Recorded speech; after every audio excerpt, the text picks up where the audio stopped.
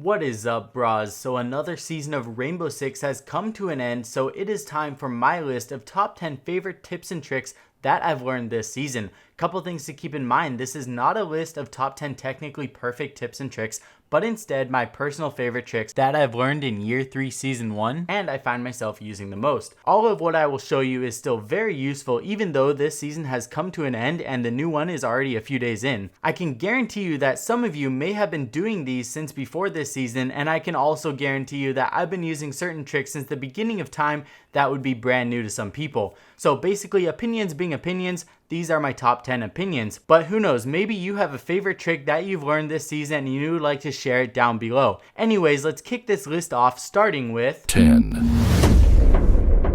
In at number 10, we're going to be starting this off with a Valkyrie camera that has been taking this season by storm. I've been using this camera spot every single time I play Border. It's insane for doing runouts and covers 2 sides of the map. Oh, hold on, let me get this. With all of this new content coming out, I thought it'd be a good idea to talk about this cool app called App Bounty. If you bras want Xbox, PlayStation, or Steam gift cards that you can use to help you easily unlock new content this season, use the link down below for quick access because the app is different on iOS and Android devices.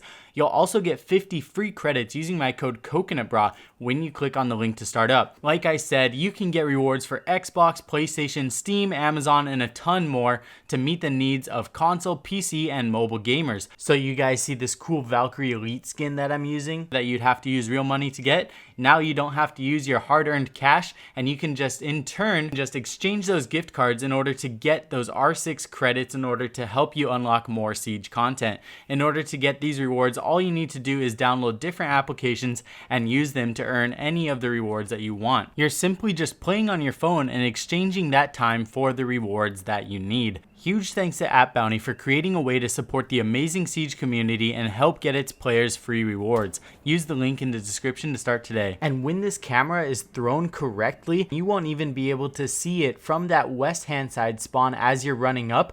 They're going to get distracted by the main camera. You're also going to use this for insane jump outs on top of that vehicle customs area. 9. The number 9 trick that I learned this season was one of the best spawn peak locations that I've ever learned in all of Siege since its release. This was a spawn peak that Noted came up with on Chalet, and this one is insane for when you are defending the garage. The shortest path and safest if you don't want to get peeked from the library and gaming room is to run on this right path here. When you do so, the top of your head will be very exposed, so this is another spot to make sure that you look out for.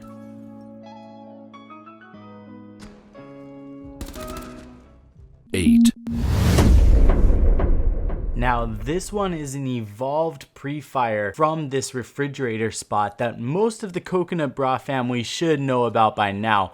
That was one of my go-to pre-fire spots, and by jumping up on this freezer here, this is going to be an even better angle with more camouflage protecting you. So this is now my go-to pre-fire spot. Anytime somebody is defending upstairs in the dorms, I choose to spawn in the junkyard and I go here and I shoot straight through this angle through the window, and you guys can see here the massive damage that it can do from the walls.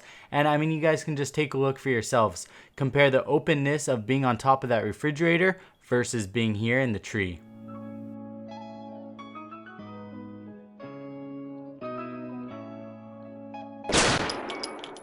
7.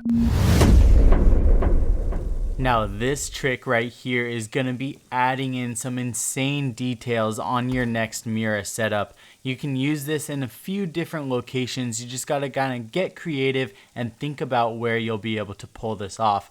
Downstairs in the bank is one of my favorite places to use this, and just by laying down and shooting up, you'll be able to take out 1/2 of the wall layer. Now, by just looking straight on forward at it, you won't be able to tell that there's anything fishy going on here, but when you approach it and look down, then you'll be able to see. This example is so perfect. You'll be able to get shots up into the admin office where this hatch is almost 100% of the time gonna be broken. The person above this hatch is not gonna be expecting this angle coming at them. 6.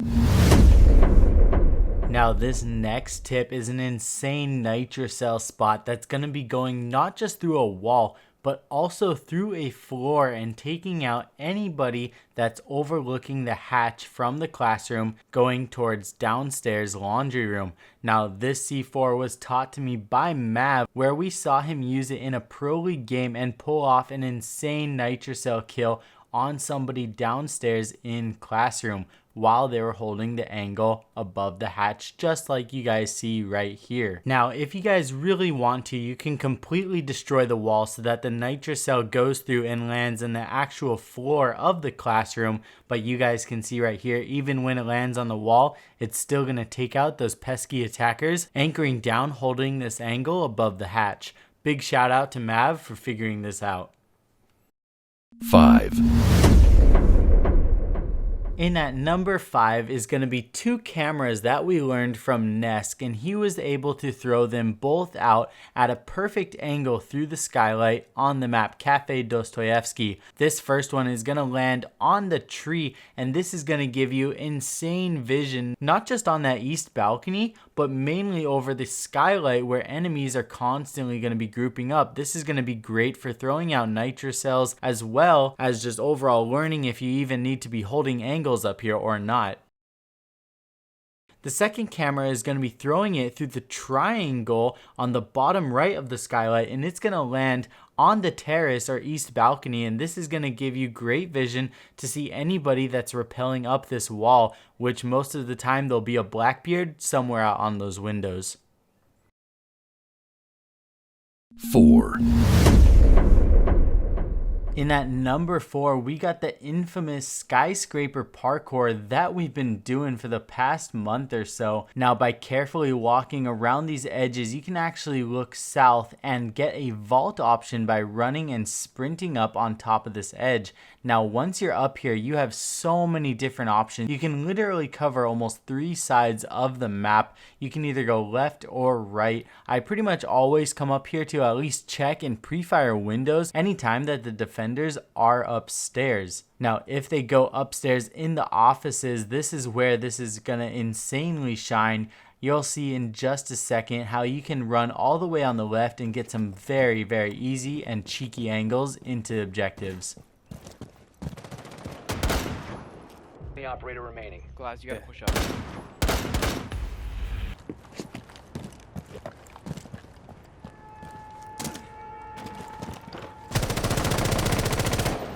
3. Now, I learned our number 3 tip and trick for this video from the Atlantic City finals that happened very, very recently. What we saw was a couple different players using this insane angle of rappelling upside down, and from here you can literally see all the way to the wall, going through 2 walls and the hatch, and you'll be able to see anybody that's in these very common angles along the wall.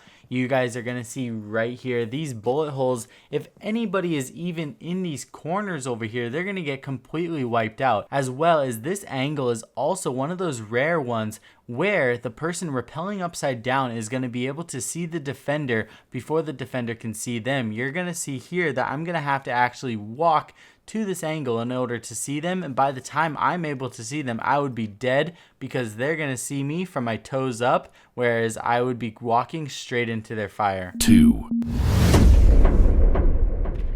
The number 2 trick that I learned this season is a great counter to one of the most popular mirror spots in all of Siege. There's gonna be a couple different ways to do this. This first method, we're gonna be bouncing a grenade all the way from master bedroom, lining it up with the hole that's pretty much always placed next to the mirror. It's going to be bouncing off of the countersink, going through the hole and taking out the mirror player.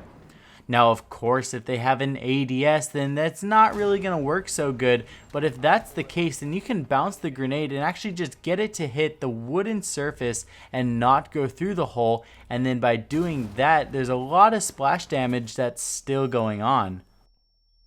Now you're going to see right here, this is what it would look like even if the grenade doesn't fly up crazy high. Just it landing next to the wall does huge damage. 1. Now, in at our number 1 spot, we are going to be playing a location that is rarely used. From this countertop, you can do so many different things. The first thing being you can plant the diffuser. It's harder to find, and what we even saw in a Pro League game was the attacker planting the bomb on the counter, hiding in this corner and getting a very, very easy 2K to win the round. The other thing that you can do, and keep in mind, is the floor above it is completely destructible. So not only can you watch angles from that, you can actually stand in the hall, shoot not just the wall but also the floor, be completely invincible from C4s in this location because the hall is not destructible. So say they have a pulse playing below, they know you're up guarding the diffuser. Even if they throw a nitrocell up, they're not going to be able to kill you. That hallway is indestructible while you are still being able to hold an angle on the diffuser. Now, the second thing that we can use this countertop location for are going to be some huge thermite and Hibana counters. Not only are you going to be able to use this to nitrocell anybody approaching and trying to open up this wall while you guys are defending the theater and penthouse, but what we saw here was a bandit in a Pro League game a couple months ago actually bandit tricking from below, shooting out any pellets or charges that went on this wall. Alright you guys, that's going to wrap it up for this video. I really hope that you guys enjoyed this, and I really hope that you're able to carry over some of my favorite tips and tricks that I've learned from year 3 season 1 of Rainbow Six Siege into this new season. If your favorite trick that you learned this past season didn't make it into this list, be sure to let me know down below what it is. I love you guys all. I'll see you guys all very soon in the next video. Hope you guys all have an awesome week. Check out the links down below. Peace.